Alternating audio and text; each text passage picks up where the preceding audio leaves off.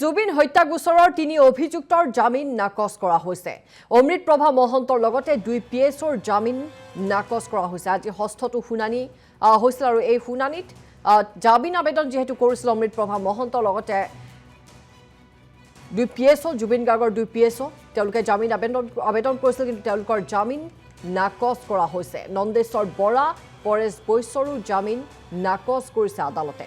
তিনিওৰে বিৰুদ্ধে থকা তথ্য প্ৰমাণৰ ভিত্তিত জামিন আবেদন নাকচ কৰা হৈছে। আদালতত 3খন নতুন আবেদন দাখিল কৰিছে সিদ্ধাৰ্থ শৰ্মাৰ অধিবক্তাই। জুবিন হত্যা গোচৰৰ পৰা সিদ্ধাৰ্থক ৰেহাই দিয়াৰ আবেদন আদালতত। ছিংগাপুৰৰ ঘটনাৰ তথ্য বিচাৰি আবেদন কৰিছে সিদ্ধাৰ্থৰ অধিবক্তাই। মেনেজাৰ সিদ্ধাৰ্থ শৰ্মাৰ সম্পত্তি জব্দ সন্দৰ্ভতো শুনানি। মহাবীৰ একুৱা লগতে অৰ্কিড ভিউৰ ফ্লেট জব্দৰ শুনানি গ্ৰহণ কৰা হৈছে। 16 ফেব্ৰুৱাৰীলৈ ৰায়দান স্থগিত ৰাখিছে আদালতে, কিন্তু আজি যি শুনানি হৈছিল সেই শুনানিৰ আজি শুনানি সম্পন্ন হৈছে। তিনিওৰে জামিন আবেদন নাকচ কৰা হৈছে। জামিন আবেদন কৰিছিল অমৃতপ্ৰভা মহন্ত লগতে নন্দেশ্বৰ বৰা আৰু পৰেশ বৈশ্যই। তিনিওৰে জামিন আবেদন নাকচ কৰিছে, লগতে তিনিওৰে বিৰুদ্ধে তথ্য প্ৰমাণৰ ভিত্তিত তেওঁলোকৰ জামিন নাকচ কৰা হৈছে। আদালতত 3খন নতুন আবেদন দাখিল কৰিছে সিদ্ধাৰ্থ শৰ্মাৰ অধিবক্তাই। জুবিন হত্যা গোচৰৰ পৰা সিদ্ধাৰ্থক ৰেহাই দিয়াৰ আবেদন আদালতত।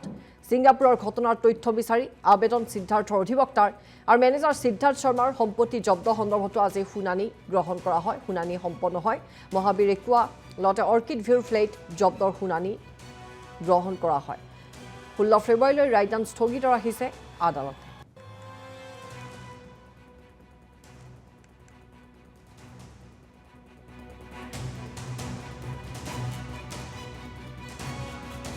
আৰু অধিবক্তাৰ প্ৰতিক্ৰিয়া আছে আমাৰ হাতত, আমি সেই প্ৰতিক্ৰিয়া আগবঢ়াইছোঁ।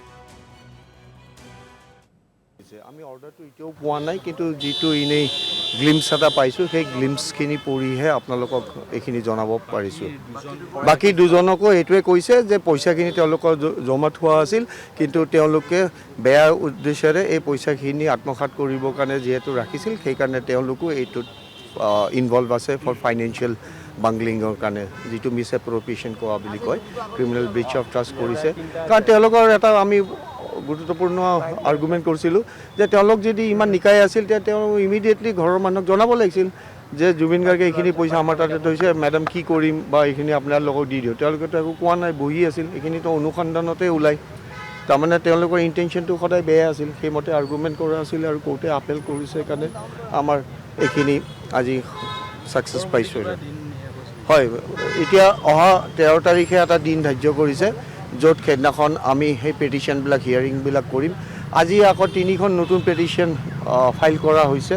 সেই পেটিশ্যনত তেওঁলোকে কৈছে যে ছিংগাপুৰৰ কথা, যিটো মই প্ৰাইমা ফেচি পঢ়ি চাইছোঁ দেই, এতিয়ালৈ ষ্টাডি কৰা নাই। তেওঁলোকৰ পেটিশ্যনত উল্লেখ কৰিছে যে ছিংগাপুৰৰ মেটেৰিয়েলছখিনি আনি দিব লাগে তেওঁলোকক। তাতে মই আচৰিত হৈছোঁ, ছিংগাপুৰৰ কেছৰ লগত আমাৰ এইটো কেছৰ কোনো মিলনেই নাই। Completely different proceeding. তাতে ক্ৰিমিনেলছ এক্টৰ মতে কেছ হৈছে, আমি ইয়াতে ইনভেষ্টিগেশ্যনেই কৰিছোঁ। আৰু তেওঁলোকৰ ডিফেন্স কেছ আমি কিয় সজাই দিম? তেওঁলোকৰ দৰকাৰ হৈছে তেওঁলোকে কলফাৰ কৰক, তেওঁলোকে আনক কপি। আমাৰতো ইয়াতে একো তেনেকুৱা ৰোল নাই বুলি মই বৰ্তমান ভাবিছোঁ। এতিয়া সেইখিনি আমি অহা তাৰিখত যেতিয়া অবজেকশ্যন ফাইল কৰিম তাতে গোটেইখিনি উল্লেখ কৰিম। কোৰ্টে চালি জাৰি চাই যি অৰ্ডাৰ দিয়ে আমি সেই অৰ্ডাৰৰ মতে আগবাঢ়িম। মহাবীৰৰ ক্ষেত্ৰত আজি তেওঁলোকে প্ৰথমবাৰ সেই তেওঁৰ বিজনেছ পাৰ্টনাৰে আজি এখন অবজেকশ্যন দিছে। সেই বিজনেছ পাৰ্টনাৰৰ সেই পেটিশ্যনখন যিহেতু আমি চাব লাগিব, কাৰণ এখন পেটিশ্যন সদায় চাই মেলি আৰ্গুমেণ্ট কৰাটো উচিত হয় বুলি ভাবোঁ। কোৰ্টে পইণ্ট আউট কৰি দিওঁতে কোৰ্টে ক'লে ঠিক আছে, আমি 2খন একেলগে অহা 16 তাৰিখে ল'ম। নহয়, তেওঁ এইখিনি সেই পইচা আত্মসাৎ কৰি কেনে জুবিনৰ পইচাখিনি তেওঁ লৈছে। এইখিনি যদি আমি সক্ষম হওঁ দেখাবলৈ যে জুবিনৰ পাব লগা প্ৰাপ্যৰ পৰা তেওঁ এইখিনি বনাইছে, তেতিয়াহ'লে এইখিনি ষ্টেটে কনফিস্কেট কৰি যি কৰে ষ্টেটৰ ওপৰত ডিপেণ্ড কৰিব। বৰ্তমান সেইখিনি আমাৰ মতে প্ৰচিড অফ ক্ৰাইমছ হয় আৰু মাৰাৰ উদ্দেশ্যও সেই চব আছিল। সেইকাৰণে সেইখিনি এটেচ কৰা হৈছে আৰু লিগেলি লফুলি কৰা হৈছে। এতিয়া চব কোৰ্টটো সদায় 2 পক্ষৰ। কোৰ্টে আছামীৰ উকিলকো শুনিব, প্ৰচিকিউশ্যনৰ উকিলকো শুনিব, তাৰপিছত যিটো ৰায়দান দিব আমি সেইমতে মানি চলিম।